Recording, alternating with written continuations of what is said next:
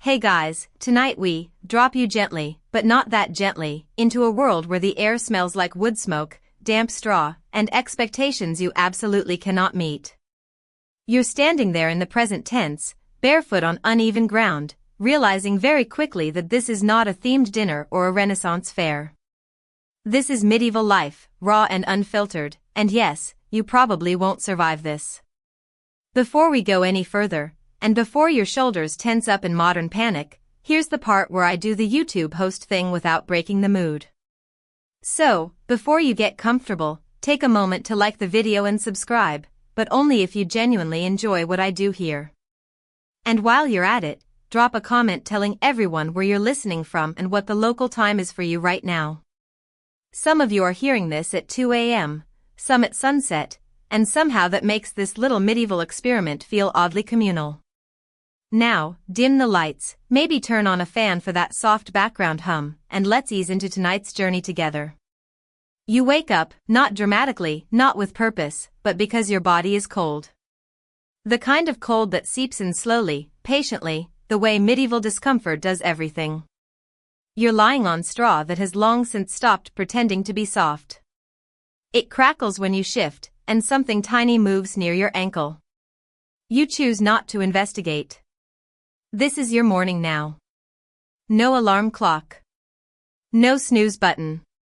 Just the distant clang of a bell that tells everyone, at once, that the day has started whether they're ready or not. You sit up and immediately feel it, the weight of the air. There's smoke everywhere, not because something is on fire right now, but because something is always on fire. Hearths burn all night, fires never fully die, and ventilation is more of a hopeful concept than a practiced skill. Your lungs accept this as normal. Your modern instincts protest briefly, then give up. Outside, the village is already moving. Not bustling, no one bustles here, but stirring. People emerge from low doorways, shoulders hunched, faces already tired. A medieval morning isn't a fresh start, it's a continuation of yesterday's exhaustion. You notice how quiet everything is, broken only by animals and wood and the occasional cough that sounds permanent. That cough belongs to someone you'll still hear next year, assuming they make it that far. Here's a mainstream historical fact to ground you gently into reality. The majority of medieval Europeans were peasants, bound to land they didn't own, working sunup to sundown just to meet obligations to a lord they might never meet in person. You are one of them now. Congratulations. Your resume is strong in existing. You glance down at your hands. They're already rougher than you remember. Nails short, dirt permanently embedded in places soap will never reach, mostly because soap, real soap, is a luxury item. There is soap in the medieval world, technically. An odd, quirky detail scholars love to mention is that some medieval soaps were made from animal fat and wood ash, producing something harsh enough to clean wool but questionable for skin. You'll use it anyway, when it's available, and you'll be grateful. As you stand, you notice the smell again. Not just smoke, everything. Bodies, animals, damp clothing that never quite dries. This is the smell of survival layered on top of itself. No one comments on it. Smell, like discomfort, fades into the background when it never goes away. You step outside fully now, and the ground squishes slightly underfoot. Mud is the medieval constant. Roads are suggestions. Paths are worn memories of footsteps. Somewhere nearby, a pig grunts with the authority of someone who understands exactly how valuable they are. Chickens scatter at your movement, offended by your existence. You realize quickly that no one is in a hurry, but no one is resting either. Medieval time is ruled by daylight, not minutes. Bells mark prayer hours, work hours, feast days. This morning bell isn't asking, it's informing. You will work today. Everyone will. Even the sick, unless they're sick enough to die, and even then, there are expectations. Scholars still argue whether medieval villagers felt constant misery or whether familiarity softened the hardship into something emotionally survivable. Standing here, blinking into gray morning light, you suspect the answer is both. You don't feel dramatic despair. You feel resigned. Which might actually be worse. A neighbor passes you, nodding once. Not a greeting, more like confirmation that you're still here. Social bonds in this world are tight but quiet. You will rely on these people completely, and yet you may never know their inner thoughts. Privacy doesn't exist, but emotional intimacy is rare. Your stomach tightens. Hunger is already present, not sharp yet, but waiting. Breakfast, if it happens, will be simple and small, and already you understand something important. Food isn't pleasure here. It's timing. It's rationing. It's strategy. As the sun finally edges higher, light slips across the village like it's cautious too. You catch sight of the church tower in the distance, stone against sky, unmoving and watchful. It will matter more than almost anything else in your life. Not because you're deeply spiritual, maybe you are, maybe you aren't, but because belief here is infrastructure. It holds fear, hope, and explanation all in one place. You take a breath, shallow and smoky, and feel the day settle onto your shoulders.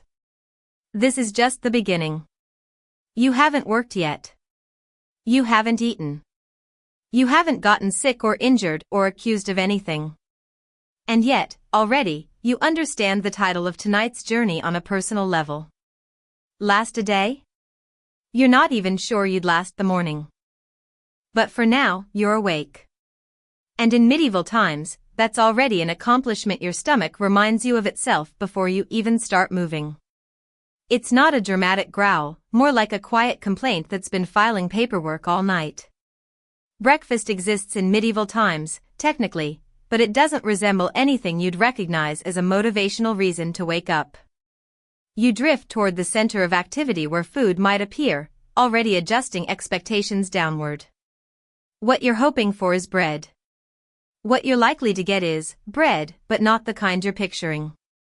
This is dense, dark, coarse bread, baked with whatever grain was cheapest and available. Rye, barley, oats, sometimes mixed together like a nutritional compromise no one voted on. A mainstream historical fact slips in here quietly: white bread made from finely milled wheat flour was mostly reserved for the wealthy. Dark bread is for people like you. And by people like you, medieval society means most people. You break off a piece. It doesn't tear so much as resist. Chewing takes effort. Your jaw works slowly, deliberately, like it's warming up for the rest of the day's labor. The taste is fine. Earthy. Sour, sometimes, if the dough fermented a little too enthusiastically. You learn quickly not to complain. Complaining doesn't produce more calories. There might be something to go with it if today is a good day. Maybe a thin pottage, a kind of medieval stew that's less a recipe and more a concept.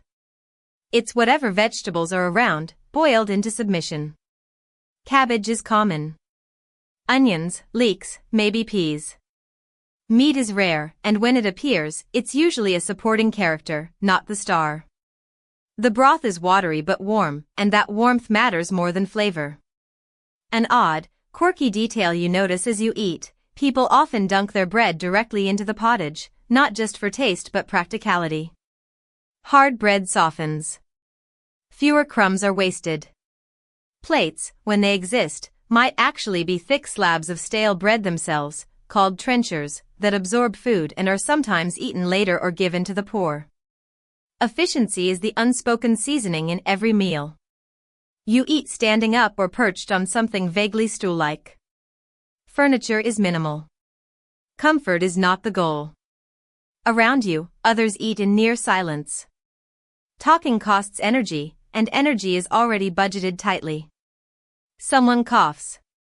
Someone else clears their throat in a way that suggests they've been doing that every morning for years. No one comments. Water is nearby, but you hesitate. You've learned, quickly, that not all water is safe. Wells are precious. Streams double as washing stations, waste disposal, and animal watering holes. A small beer, weak enough to be drunk by children, is often safer than plain water. That's not a joke.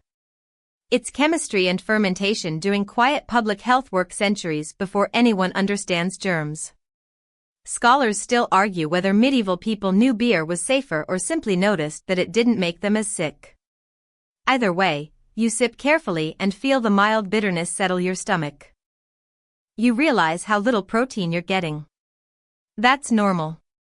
Most medieval diets are carb-heavy because carbohydrates are cheap and filling. You'll feel full enough to work, but not strong. Strength is for short bursts, not sustained comfort. As you finish, there's no lingering. Meals don't stretch. There's work waiting, and food doesn't pause the day, it fuels it just enough to keep it moving. You wipe your hands on your clothes because napkins are a fantasy and soap, again, is precious. The hunger doesn't disappear. It just becomes quieter, like a background hum you learn to live with. This is important. Hunger here isn't an emergency unless it spikes. It's a companion. You'll measure days by how loudly it speaks. Someone mentions a feast day coming up. Not today. Not soon. But the idea alone lightens the mood slightly. Feast days mean more food, richer food, sometimes meat. They're tied to religious calendars, saints' days, harvest cycles. Celebration is scheduled, controlled, and rare. You don't celebrate spontaneously here. You plan for joy. You notice children nearby eating the same food, smaller hands clutching the same hard bread. Childhood doesn't come with special menus. Another historical fact settles in gently. Childhood mortality rates are high in medieval Europe. Many families expect to lose children young, and food distribution reflects survival priorities rather than sentiment. It's not cruelty, it's triage. You swallow the last bite and feel a strange mix of gratitude and disappointment. Gratitude because you ate it all. Disappointment because some part of you, stubbornly modern, hoped for more. That part quiets down. It has to. As you move away from the eating area, work tools already coming into view, your body recalibrates. This is enough. It has to be. You'll burn it off quickly, but there's no backup plan. Lunch, if it happens, will look suspiciously similar. Dinner too. Variety is a rumor. And yet, people survive this. They build lives on it. Families. Traditions. Inside this limited diet, they laugh, argue, fall in love, grow old if they're lucky. You're not special here. You're just fed enough to continue. You take one more sip, set the cup down carefully, and step into the rest of the day with a stomach that isn't full, but isn't empty either. In medieval terms, that's success. As the morning wears on, you become aware of something you've been politely ignoring, yourself. Not your thoughts, those are busy adjusting, but your body. Specifically, how it feels to be in it without the modern safety net of hot water, deodorant, and the comforting lie that everyone else smells fine too. Hygiene, you quickly learn, is not absent in medieval life. It's just negotiated. You catch your reflection faintly in a bucket of water and barely recognize the version staring back. Hair unwashed for longer than you'd care to count, skin dulled by a permanent film of smoke and dust. You don't look uniquely bad. You look normal. That realization lands softly and uncomfortably at the same time. There is washing here. People rinse hands, faces, sometimes feet. Full-body bathing happens occasionally, especially in towns where bathhouses exist. Here's the mainstream historical fact for this stretch of the day. Medieval bathhouses were common in many European cities until fears of disease and moral panic reduced their popularity later on. For now, bathing is seasonal, social, and carefully rationed. You won't be hopping into a tub every morning. When water is available, it's cold. Bracingly cold. You splash your face and feel briefly awake in a way coffee could never manage. The water smells faintly of iron and earth. Soap, if used, is harsh and rare, saved for laundry or serious cleaning. An odd, quirky detail surfaces as you watch someone scrub at their hands with sand or ash, both abrasive enough to remove dirt when soap isn't around. Effective, yes. Comfortable, absolutely not. Lice are the unspoken background characters in everyone's life. Not dramatic infestations necessarily, but a constant low-level presence. Scratching is normal. You notice how casually people do it, as if brushing hair from their face. Fleas, too. They live in bedding, clothing, animals. You don't announce them. You coexist. Scholars still argue whether medieval people perceived themselves as dirty by modern standards or simply operated under a different sensory baseline. Standing here, surrounded by bodies that all smell roughly the same, you suspect the latter. Offense requires contrast.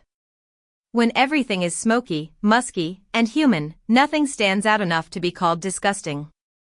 Clothing doesn't help. You're wearing the same garments day after day, and they absorb everything: sweat, food, work, weather. Washing clothes is labor-intensive and infrequent. When it happens, it's a communal effort, involving boiling, beating, and a lot of waiting. Cleanliness is an event, not a habit. You notice how illness and hygiene blur together. Someone has a rash that no one reacts to.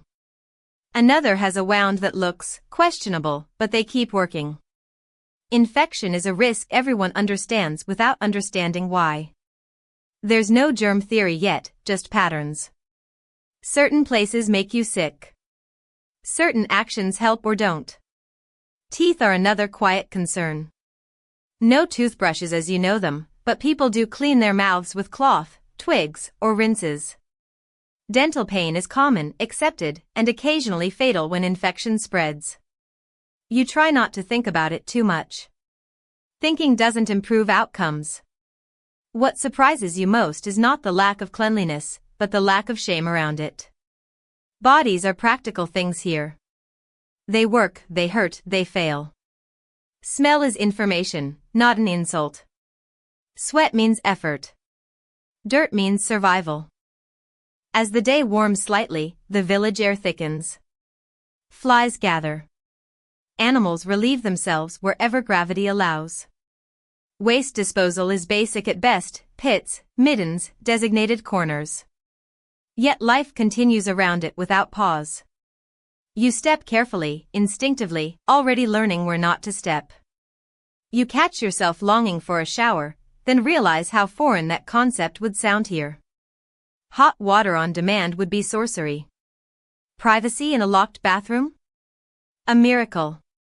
You let the thought drift away. It doesn't belong to you right now. Instead, you adapt. You wipe your hands. You rinse when you can. You scratch discreetly. You learn the medieval skill of lowering expectations without losing dignity. By midday, you smell like everyone else. That's the goal. Not cleanliness, belonging. You blend into the shared scent of labor and life. No one recoils. No one comments.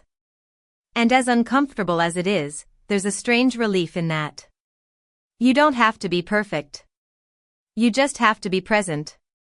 You take one last look at the water, ripple fading, reflection gone, and step back into the village rhythm, carrying your body as it is, itchy, tired, and entirely normal for this time.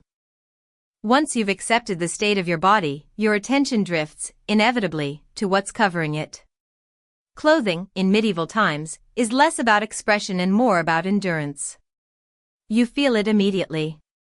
Every layer presses in, not painfully, just persistently, like it's reminding you that comfort was never part of the agreement. You're wearing wool. Almost certainly wool. Even undergarments lean wool adjacent, coarse and scratchy, especially when damp, which they often are. Linen exists, yes, and it's softer, but it's also more expensive and usually reserved for those higher up the social ladder.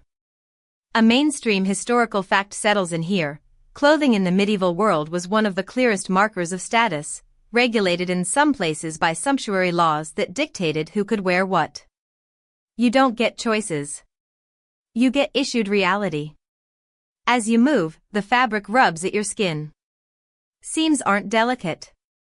Tailoring is functional. Clothes are made to last, not flatter.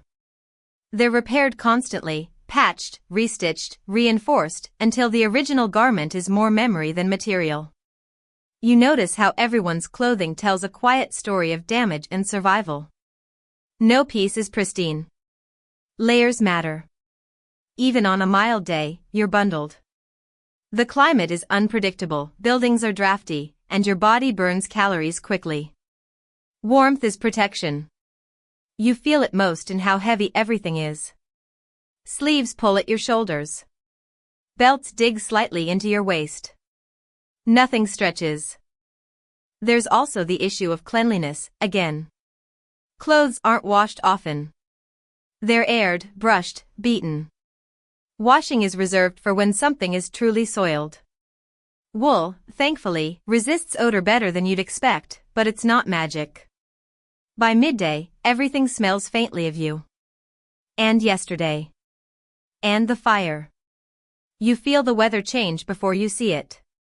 A breeze sneaks under your layers, finding gaps at the wrists and collar. You pull the fabric closer instinctively, a small gesture mirrored by everyone around you. No one complains. Complaining doesn't warm you. As you move into work, whatever task has claimed you today, the clothing becomes part of the effort. Sleeves get in the way. Skirts snag. Belts loosen under strain. You adjust constantly, muscle memory forming fast. This is what your body wears now, and your body adapts because it must. You think briefly of modern clothing, soft fabrics, elastic waistbands, breathable synthetics, and the thought feels almost scandalous. Luxurious. Unreal. You let it go before it becomes distracting. There's a quiet dignity in how people wear their discomfort. No dramatics. No martyrdom. Just a shared understanding that this is how it feels to exist here. Clothing protects you from the worst of the environment, even as it introduces its own challenges. By the time the sun shifts and shadows lengthen, you've stopped noticing the itchiness. The weight fades into the background. Your body learns the medieval trick, accept, adjust, continue.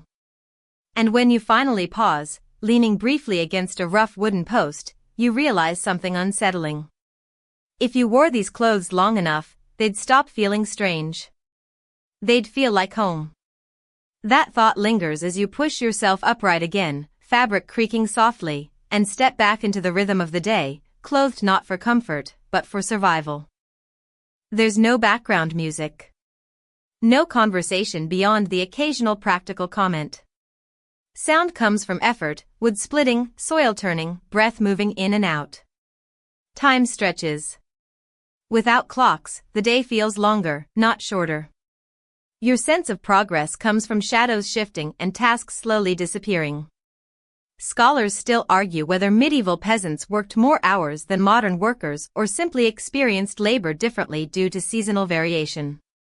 Standing here, hands sore and shoulders tight, you suspect the truth sits somewhere uncomfortable in the middle.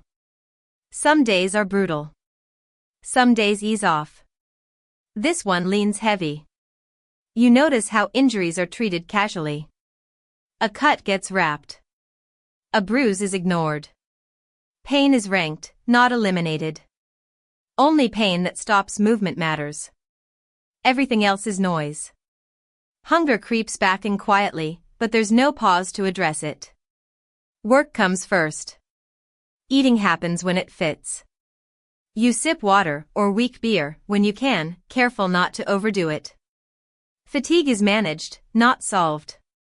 Despite everything, there's a strange efficiency to the suffering. Everyone knows what to do. No meetings. No motivational speeches. Just shared momentum. You move with others, and that movement carries you when your own energy dips. By afternoon, your hands ache in a dull, persistent way that feels permanent. You imagine tomorrow and realize it will feel exactly like this.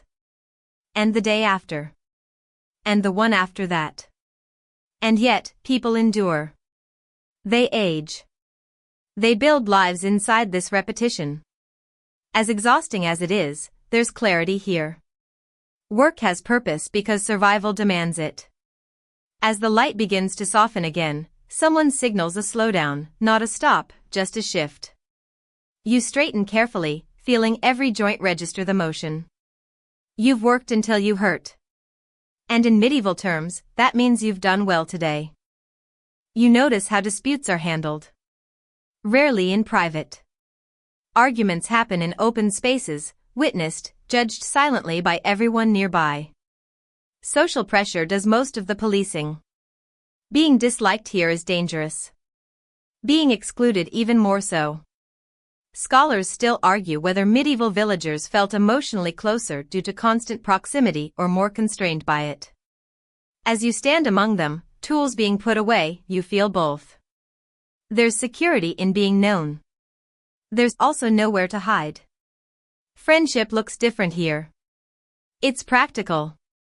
You help someone lift something heavy. They help you later. Bonds form through repetition, not confession. Love, loyalty, resentment, they all coexist in the same small space, layered over years. You spot someone on the edge of the group. Older. Quieter. Not shunned, but peripheral. It doesn't take much to slide into that position. A few missed seasons of work. An injury. A reputation for unreliability. The village doesn't punish overtly, it simply reallocates attention. As evening approaches, people gather loosely, not to socialize, exactly, but because movement naturally converges. Shared wells. Shared paths. Shared pauses. Children dart between adults, half watched, half ignored. They learn early how to read the mood of a crowd. You realize how much emotional labor goes into fitting in. Tone matters. Body language matters. Reacting just enough matters. There's no reset button. Every day adds another layer to how you're perceived. And yet, when someone nods at you, really nods, with recognition, you feel a small lift.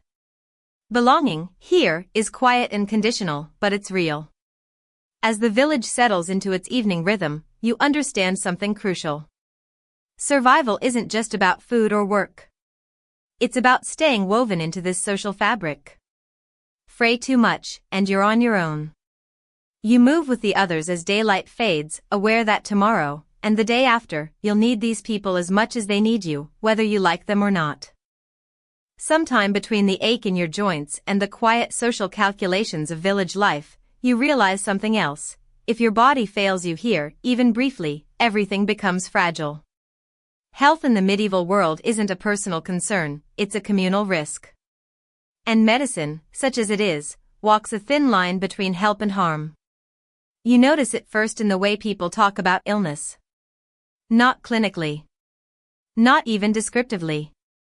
Sickness is discussed in terms of imbalance, bad air, divine will.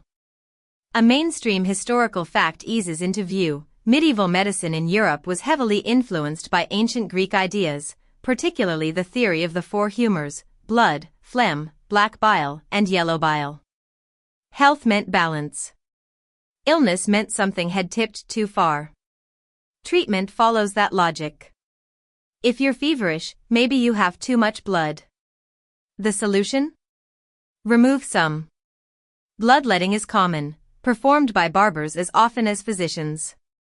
You watch someone roll up a sleeve calmly, as if this is no more dramatic than trimming a nail. An odd, quirky detail you pick up is that certain days are considered better for bloodletting than others, based on astrology. The stars, apparently, have opinions about your veins.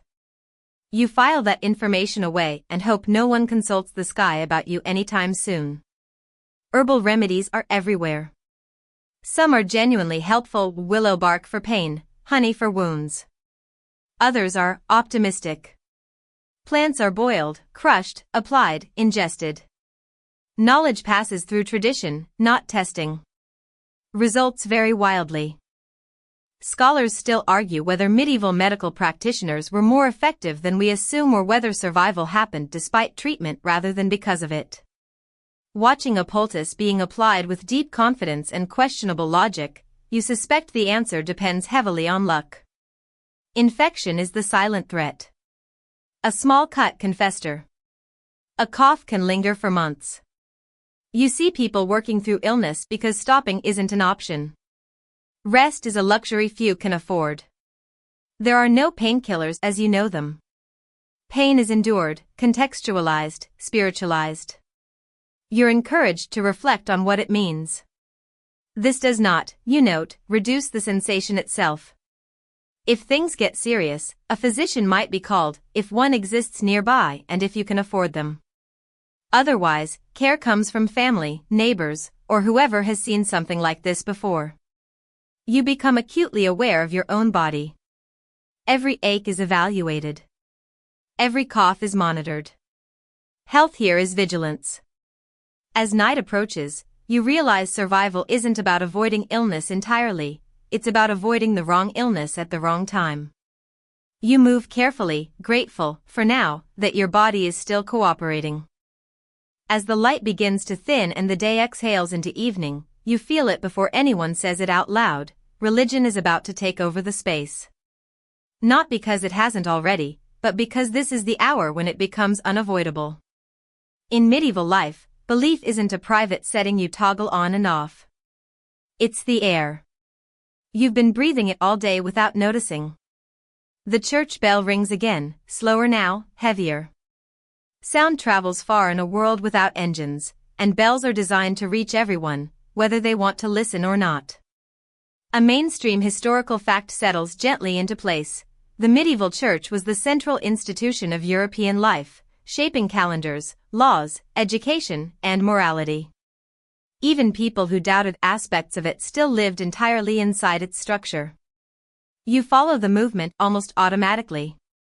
Others drift toward the church, some eagerly, some out of habit, some because not showing up would be noticed. The building itself feels different from the rest of the village. Thicker walls. Cooler air. Stone that has outlasted generations. You step inside and feel small in a way that's intentional. Candles flicker. Shadows stretch. The smell shifts from smoke and bodies to wax and damp stone. You don't understand the Latin being spoken, and that's normal. Most people don't. Understanding isn't required. Presence is. An odd, quirky detail you catch onto as you watch the ritual unfold. Many medieval churches kept relics, bones, hair, scraps of clothing, believed to belong to saints. These objects are thought to heal, protect, punish. You don't see them directly, but you feel their weight in how people behave, how they whisper. Religion here explains things medicine can't. Why children die. Why crops fail. Why good people suffer. It doesn't always comfort, but it always answers. That matters more than certainty. You notice how fear and hope sit side by side. Heaven is promised. Hell is detailed vividly. Morality is monitored not just by priests, but by neighbors. Sin isn't just personal, it's contagious. Someone else's behavior might invite divine punishment on everyone. Scholars still argue whether medieval faith was primarily a source of comfort or control. Sitting here, listening to murmured prayers echo off stone, you suspect it's inseparable. Comfort makes control tolerable. Control gives comfort structure. You bow when others bow. Kneel when they kneel. You learn the choreography quickly. Participation matters more than belief. To stand out is risky. Outside the church, religion doesn't end, it follows you. Saints' days dictate work and rest. Superstitions blur into doctrine. Charms hang in homes alongside crosses. A prayer before bed is as routine as breathing. As darkness settles fully, you feel watched, not by something sinister, but by expectation. You are never alone with your thoughts here. God sees. The village sees. Your actions ripple upward and outward. You walk back toward shelter under a sky thick with stars, unpolluted and overwhelming. Somewhere above you is order, judgment, mercy, or at least the idea of it. You lie down later, body sore, mind quieter than you expect. belief, you realize, isn't always loud. Sometimes it's just the framework that holds the fear in place long enough for sleep to arrive.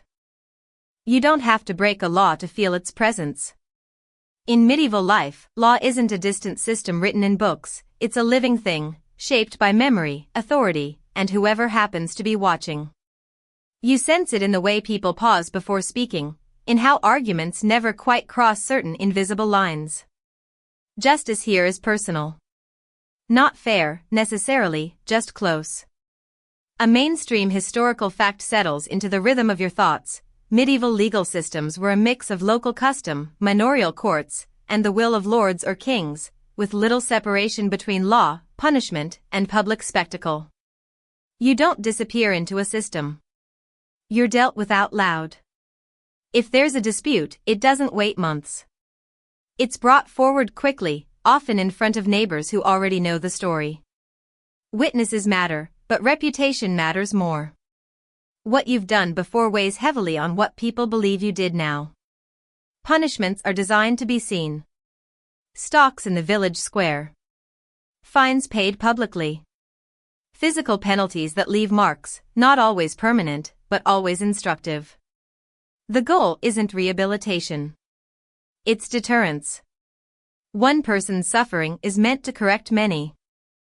You imagine what it would feel like to stand there, restrained, exposed, while people you rely on every day walk past and judge silently, or not so silently. Shame here is a tool. A powerful one. An odd, quirky detail surfaces as someone casually mentions an old case. Animals can be put on trial too. Pigs, rats, insects, accused of crimes like theft or destruction. It sounds absurd to your modern mind, but it makes sense here. Law isn't just about intent, it's about restoring order. Something caused harm.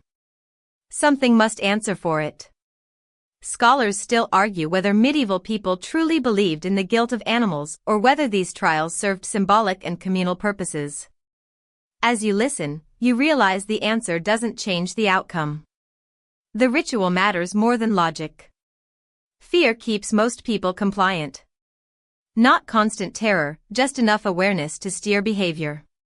You don't steal because you might be caught. You steal only if you're desperate enough to accept the consequences. Authority wears many faces. A lord's steward. A local official. A priest. Sometimes, just a loud, respected neighbor. Power isn't centralized, it's layered. Knowing who holds it, and when, is part of survival. You learn quickly that silence can be safer than honesty. Speaking up carries risk. Being right doesn't protect you if the wrong person feels challenged. At the same time, law can protect you, occasionally. Boundaries exist. Customs are remembered. A lord who overreaches risks unrest. Justice here is crude, but not random. As night deepens, stories surface quietly. Someone punished unfairly. Someone who escaped consequence due to connections. You store these stories away. Knowledge is armor. You lie back later, staring into darkness, aware that tomorrow you'll move carefully again, not just with your body, but with your words, your tone, your choices. In medieval times, law doesn't loom over you like a distant threat. It walks beside you, listening. You begin to notice patterns you can't unsee once they settle in. Who speaks first? Who steps aside? Who carries risk quietly, every single day? Gender, in medieval life, isn't just identity, it's destiny, written into expectations before you're old enough to resist them. If you're a woman here, danger isn't occasional. It's structural. A mainstream historical fact eases into focus. Medieval women's legal rights were limited, often tied to fathers or husbands, with marriage shaping nearly every aspect of their social and economic lives. Protection exists on paper. Reality is negotiated daily. Work doesn't disappear for women, it multiplies. Field labor, domestic labor, child-rearing, food preparation, textile work. The day doesn't split into roles, it stacks them. You watch women move constantly, efficiently, never idle enough to draw comment. Pregnancy is ever present. So is fear.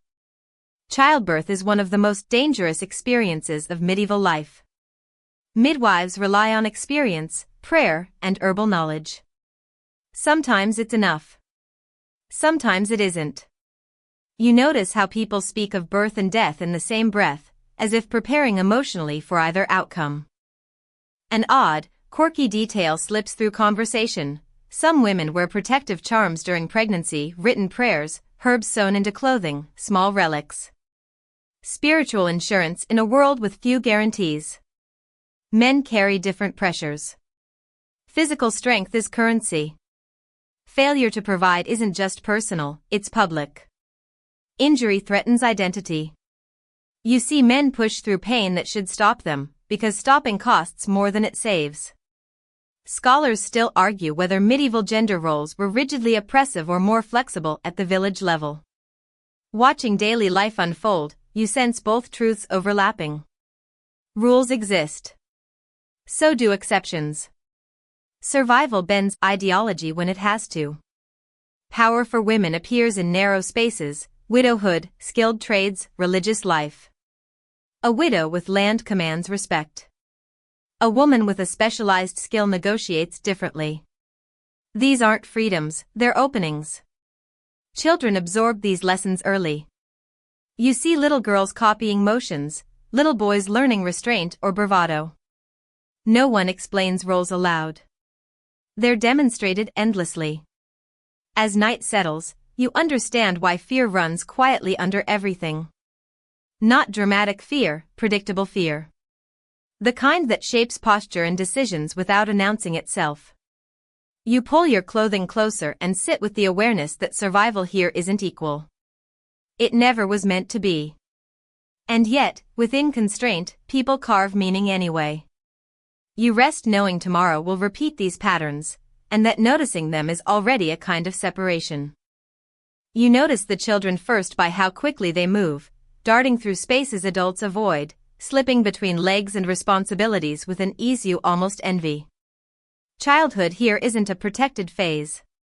It's a brief window between dependence and usefulness, and everyone knows it. A mainstream historical fact settles quietly as you watch them work and play at the same time. Medieval childhood was short, and by the age of 7 or 8, most children were already contributing labor to their households. There are no age-appropriate tasks, only tasks that can be managed by smaller hands. You see a child carrying water with careful concentration, another chasing a chicken with serious intent. Laughter happens, yes, but it's threaded through responsibility. Play exists in the margins, improvised and fleeting. An odd, quirky detail surfaces as someone mentions a local game. Children sometimes play with miniature tools, not toys as entertainment but as practice. Learning is embodied. Mistakes are corrected early because mistakes later cost more. Death hovers close. Infant mortality is high. Many families expect to lose children before adulthood. You notice how people guard their emotions carefully, not coldly, but cautiously. Attachment is tempered by experience. Love is quieter, steadier, less performative. Scholars still argue whether medieval parents were emotionally distant due to high mortality or deeply attached despite it. Watching a parent guide a child's hands patiently through a task, you suspect grief didn't erase care, it reshaped it. Education, as you know it, barely exists here. Most children will never learn to read.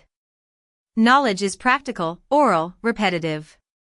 You learn by watching, doing, failing under supervision. As the day fades, children are the last to slow down. Energy burns hot and fast. They collapse wherever space allows, often fully dressed, bodies giving in without ceremony. You realize something unsettling: many of these children won't reach old age. Illness, accidents, hunger, they take their share.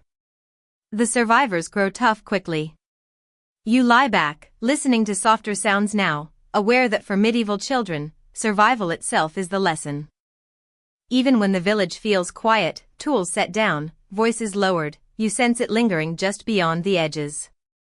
War doesn't have to arrive to be present.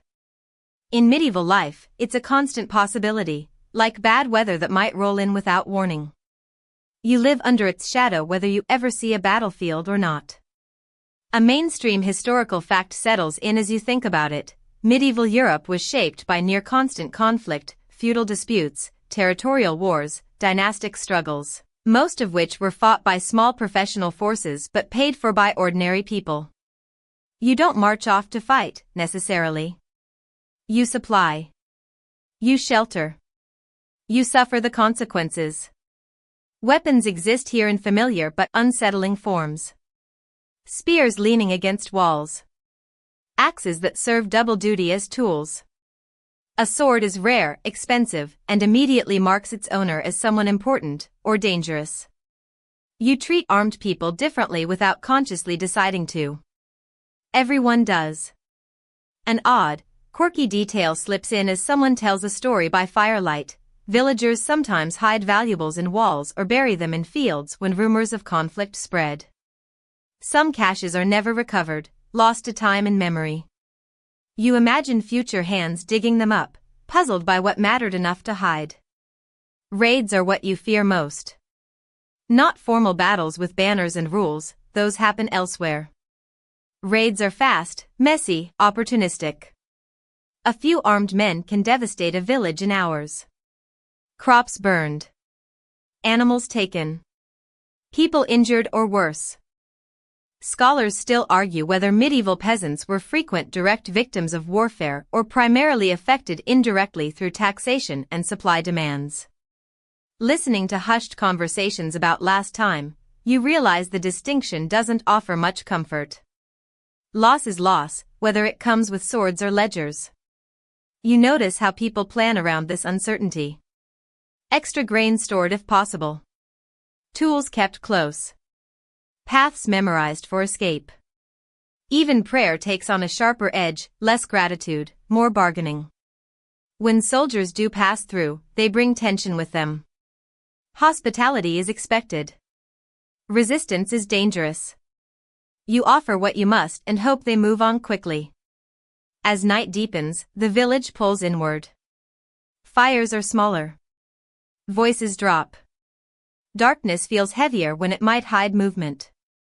You lie still longer than usual, listening. War hasn't come today. That's considered good fortune. You breathe out slowly, knowing tomorrow offers no guarantees. By now, the village feels like the entire world. And in many ways, it is. But occasionally, necessity, or curiosity, or obligation, pulls you beyond its edges. Travel, in medieval times, is not leisure. It's disruption. The moment you step onto a road, you understand why most people don't. A mainstream historical fact settles into your awareness as you imagine the route ahead. Medieval roads are poorly maintained, often little more than widened paths, and long-distance travel is slow, dangerous, and expensive. Most people who travel do so on foot. You are no exception. You take your first steps away from familiar landmarks and feel a subtle shift in your chest. Not fear exactly, exposure. The land opens up, fields stretching unevenly, forests pressing close in places where the road narrows into suggestion. There are no signs. You navigate by memory, landmarks, and hope. Inns exist, but they're rare and unpredictable. When you find one, it's less a refuge and more a gamble. An odd, quirky detail you hear before you ever experience it. Travelers often sleep fully dressed, boots on, valuables tied to their bodies. Trust is expensive on the road. Food is a concern. You carry what you can, but spoilage is fast and portions are small. You learn to eat carefully, stretching meals, listening to your stomach negotiate expectations downward again. Strangers are the most dangerous variable. Some are kind. Some are desperate. Some see you as opportunity. Without the village's social web, reputation resets to zero. You are what you can prove in the moment. Scholars still argue whether medieval roads were more dangerous due to banditry or simply due to isolation and exposure. As night approaches and you search for somewhere marginally safe to rest, you suspect the road itself is the real threat. You sleep lightly, waking at every sound. The wind through trees becomes footsteps. Shadows feel intentional. When morning comes, relief is immediate and physical. Returning to the village later, muddy, tired, intact, you feel something close to gratitude. The small, constrained world you sometimes resent now feels like shelter. You step back into its rhythm, knowing you won't wander far again unless you must. When the work slows and the fear pauses just long enough to breathe, people look for release. Entertainment, in medieval life, isn't optional, it's pressure relief. And it almost always comes with an edge. You don't unwind gently here. You let tension snap. A mainstream historical fact settles in as you watch preparations begin. Medieval festivals were tied to the agricultural and religious calendar, offering rare breaks from labor through feast days, fairs, and holy celebrations. These moments mattered. They reset morale just enough to keep everything going. Music drifts first. Simple instruments, drums, pipes, fiddles, loud enough to cut through open air and tired thoughts. The rhythm is repetitive, grounding. You feel it in your chest before you decide to enjoy it. Dancing happens in loose circles, less about skill and more about motion. You move because everyone moves. There are games too. Tests of strength. Wrestling. Throwing stones. Competitive, rough, and public. Winning earns pride. Losing earns laughter. Sometimes both. An odd, quirky detail emerges as someone points toward the square. Executions and punishments are also considered a form of entertainment. Crowds gather. Vendors sell food. Children watch. It's unsettling, but normalized. Spectacle reinforces order and distracts from private fear. You notice how humor works here, dark, physical, occasionally cruel. Jokes land harder. Laughter is louder. Subtlety doesn't travel well in a crowd that's half hungry and half drunk. Alcohol flows more freely tonight. Weak beer, sometimes stronger ale if the occasion allows. It loosens tongues and posture. Arguments spark more easily. So does affection. Boundaries blur in ways that feel risky but irresistible. Scholars still argue whether medieval festivities were genuine joy or controlled release valves designed to prevent unrest. Standing in the noise, shoulder to shoulder, you realize it doesn't matter. Relief is relief, regardless of intent. For a few hours, the weight lifts. Tomorrow's labor retreats just far enough to forget. You laugh more than you expect to. The sound surprises you. As night deepens, fires burn lower, and energy drains quickly. People peel away, satisfied or spent. The village settles again, tension redistributed but not erased. You lie back later, ears ringing softly, muscles tired in a different way. Entertainment here doesn't soothe, it exhausts. And exhaustion, you've learned, is sometimes the closest thing to peace. By now, you've stopped thinking in long timelines. Medieval life trains that out of you gently but firmly. The future exists, but only in short stretches, the next harvest, the next winter, the next illness survived. Old age, you realize, is not an expectation. It's an exception. A mainstream historical fact settles quietly as you take stock of the people around you. While some medieval individuals did live into their 60s or beyond, average life expectancy was low largely due to high infant and childhood mortality. If you make it past those early dangers, you might grow old, but there are no guarantees. You notice the elders who are here. They move slowly, carefully, bodies shaped by decades of labor. Their authority isn't formal. It comes from endurance. They've seen bad years. They've buried people. That counts. When they speak, others listen, not always, but more than usual. An odd, quirky detail emerges as someone mentions an old superstition. Some believe counting years invites death, so age is described vaguely, very old, past many winters. Numbers feel dangerous when survival has never been assured. Death itself is familiar. Not dramatic. Not hidden. People die at home, surrounded by routine. The village absorbs the loss and keeps moving because it has to. Grief is real, but it's woven into daily work rather than set aside for long reflection. Scholars still argue whether medieval people feared death more intensely due to its proximity or accepted it more readily as part of life. Lying here, listening to breathing around you, you suspect acceptance came not from peace, but from repetition. You think about legacy. Not in grand terms. In tools passed down. In land divided. In stories remembered briefly, then softened by time. Most lives here leave no written trace. Existence is proof enough. Your body aches differently now, not with the sharp fatigue of work, but with the deep weariness of adaptation. You've learned the rules. Lower expectations. Stay visible but not loud. Work, eat, rest, repeat. Survival has become rhythm. As sleep approaches, you realize something quietly astonishing. You didn't last a day easily, but you did last one. And that, in medieval terms, is not nothing.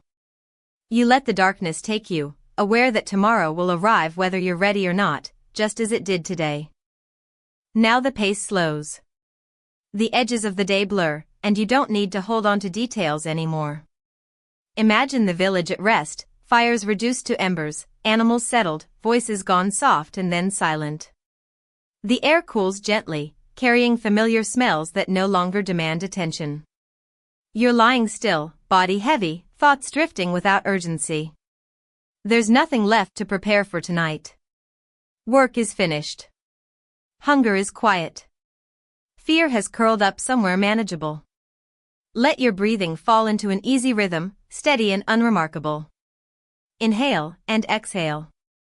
The medieval world doesn't disappear, but it fades, like a story told long ago and remembered only in feeling. You've walked its roads, carried its weight, learned its limits. Now you can rest. Tomorrow belongs to someone else. Settle deeper. Let the quiet hold you.